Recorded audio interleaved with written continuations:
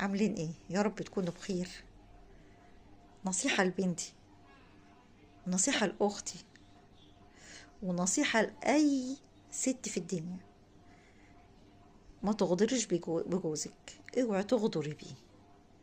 جوزك ما يستاهلش الخيانة. ولادك كل نظرة في عينيهم بالدنيا واللي عليها. ما تستاهلش الخيانة. حياتك ما تستاهلش الخيانة.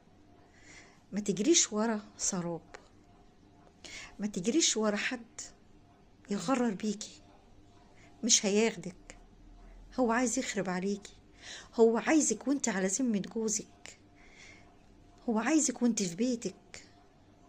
لان هو لو عايز كحاجة كويسة وهو نضيف مش هيبص لواحدة متجوزة. هو لو انسان سوي مش شيطان مش هيبص لواحدة متجوزة. مش هيخرب على ويحرمها من ولادها. هو عارف كويس بيعمل ايه.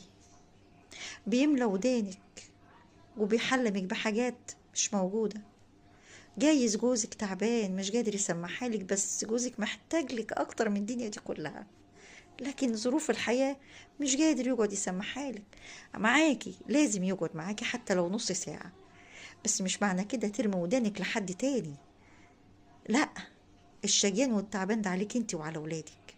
ما يستاهلش منك انك تخونيه، واللي بتخونيه عشانه مش هياخدك، هيرميكي. هو عايز بس يتسلى، لان انت بيصرف عليك وفاتحه بيت ودنيتك حلوه. هتكلفيه بمصاريف ومصايب سودا؟ لا، هو مش عايز كده. هو عايز فرايح حاجه طياري.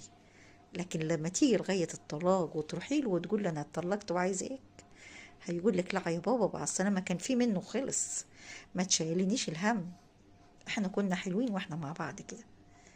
يبقى انت خسرت بيتك وولادك وجوزك وكسبت شيطان، وفي ساعتها هيقولك ماليش دعوة بيكي. حافظة على بيتك، حافظة على ولادك، حافظة على نفسك. الخيانة وحشة وآخرتها سودة، ومش هتاخدي اللي انت عايزاه، هتدمر حياتك. فوقي وخلي بالك من نفسك.